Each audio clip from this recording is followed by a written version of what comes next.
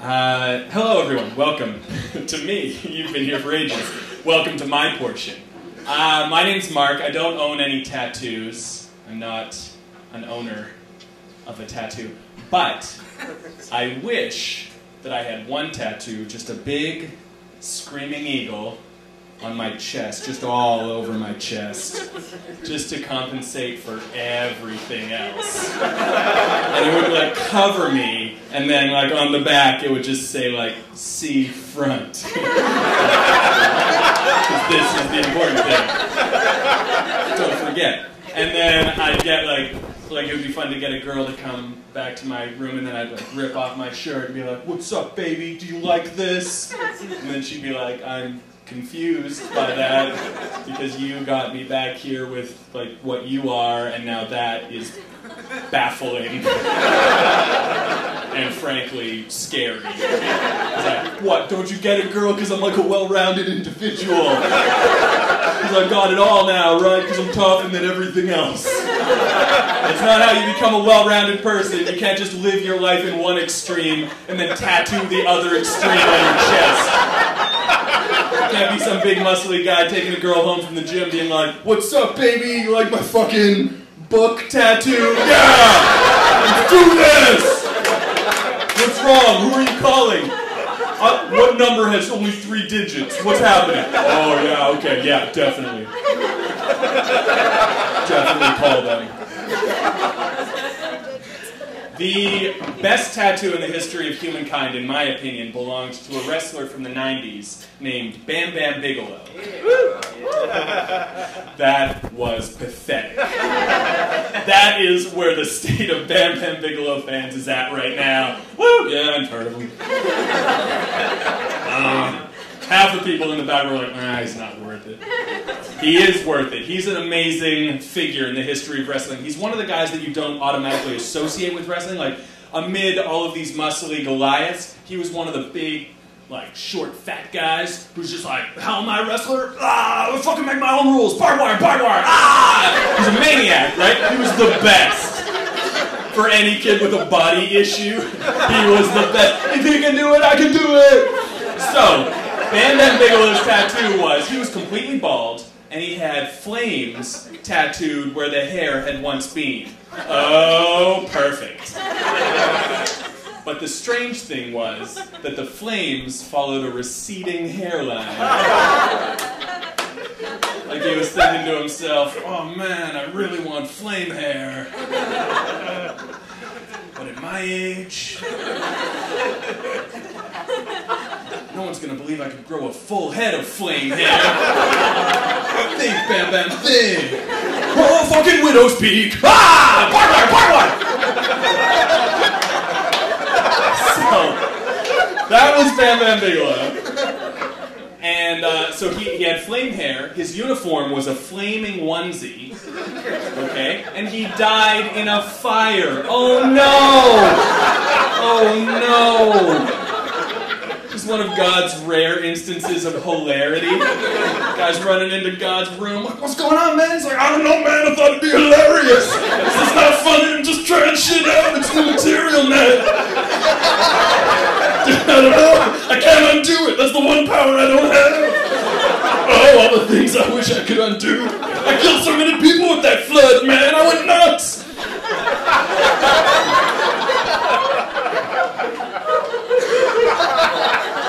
Some of you might not be aware that God is Louis Armstrong, but he always has been. He always has been. He briefly reincarnated himself a second time as Louis Armstrong. That's the Louis Armstrong we know. And then he was like, I'm not going to crucify. He didn't want to crucify himself again. He just went, "No, man, I'm cool. I'll just die of old age." I don't think he ever played the trumpet, but he might as well. If I ever had a head tattoo, here's how I do it.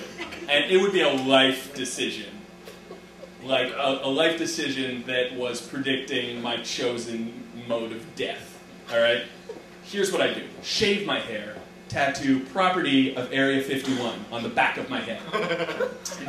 In very formal typeface. Then grow my hair back in and just live my life. And then when I'm ready to just cash it all in, I've lived a good life, I've got some memories, it's all downhill from here, I go to a barber shop. I'd pick a barber shop where there was like a barber whose life I wanted to ruin. Okay? That's part of it. Like a barber who one time I was like, just a trim, and he's like, I know what's right, and like, I'll get you in 40 years. Okay, that kind of guy. Sit in his chair and say, shave it all off, man. And as he was shaving it, I'd wait. I'd wait until he'd shaved just enough and started to slow down and was reading what was in front of him. Give him a couple seconds and then turn around and go, something the matter, barber? And I just grab his jar full of blue scissor liquid and drink it right in front of him and then fucking die on the ground. And just force him to choose what he's gonna do. Does he call the cops or is that gonna get him in trouble with the government? Does he just bury me and tell no one? And that's how I would ruin a barber's life. Who knows? Barbers are horrible people.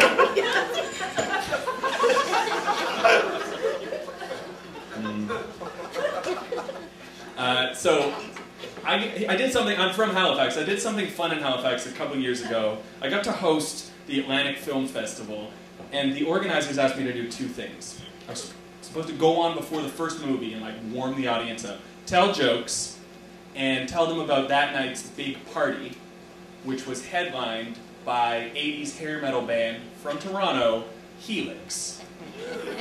Okay? And I said, repeat the last part of that sentence. I said, the headliner is Helix. I said, now clarify to me what you think headliner means. That's the big band. Alright, because I'm going to tell people that Helix is playing, and if no one goes to this party, it's not because of the way I said that. It's because of the content of what I said. Helix, okay. So, I decided I would combine my jobs and tell jokes about Helix. When am I ever going to get that chance again? Was Brian Fulmer going to invite me to his house? That's his name. Alright. So, I'm standing at the venue, waiting to go on, and I'm watching the audience filter into their seats, and then among the audience, I see three men in their 60s with platinum blonde, permed hair down to their waists, and faces that look like they've been sandblasted by cocaine. And I'm like, oh, Helix is here. Walking towards the podium, because that's where the mic is, and I'm thinking, I can't tell Helix jokes in front of Helix. And then the other side of my brain is thinking, I ain't got no other jokes! So I stand there, and not looking at this side of the room at all, because that's where they are. I say to this side of the room, the party tonight is headlined by none other than Helix. If you're like me, hearing that makes you say, oh my God, who is Helix? I don't know if this side of the room laughed, because I was too afraid to look. Because I felt like if I did, I was going to be getting a death stare by three men my father's age, just muttering, I'm going to get you after the show, motherfucker. Who wants to do a line off my pager? Nah! Helix! So technology never dies! So, and here's the thing. If you think I'm mean for making fun of how obscure Helix is, consider this. When I was researching who Helix was for the show, because I genuinely didn't know, I went on YouTube and looked up their big hit from the 80s, Rock You. What do we want? Rock! What are we gonna do? Rock You. That's the entire song for 5 minutes. The 80s were a simpler time, okay? Here's the music video. Helix is in a chain gang for like 10 seconds. They're like working in the chain gang, and then 10 seconds in they're like, I'm bored, break out of the chain gang, because it's so easy when you're Helix. The rest of the video is them dancing around a bonfire with topless women for like 4 minutes. And these women are straight up topless. Not like, cute, maybe are they topless. Like there are breasts just like, here's the song for you. And for 4 minutes on YouTube, topless women dancing around. And I know about YouTube's strict censorship policy, so I'm wondering, how did this video slip through the cracks? Oh, no one has ever searched for this video. That's the loophole. All you have to do is be irrelevant. So, I made these jokes with a clear conscience, right? Because what's he doing on the ground if I'm not supposed to kick him? Anyway, so I watched the... Isn't that why he's there? So I watch the film, and then as soon as it's done, I sneak out the side, because I don't want to run into anyone. Well, immediately, once I get outside, I run into this blonde woman, bump into her, and say sorry. She turns around, and she is Helix. It's like a moment in a David Lynch movie where some beautiful Southern belle is like, pardon me, I'm just a hideous man! That moment! And I started to go like this. He just looked at me and went, oh my God, you're the host, man! Come take a picture, man! Oh, this is great! And it was like my words hadn't been processed in his brain as insults. I just stared him in the eyes and thought to myself, oh, thank you again, cocaine. Holy shit. You do good work.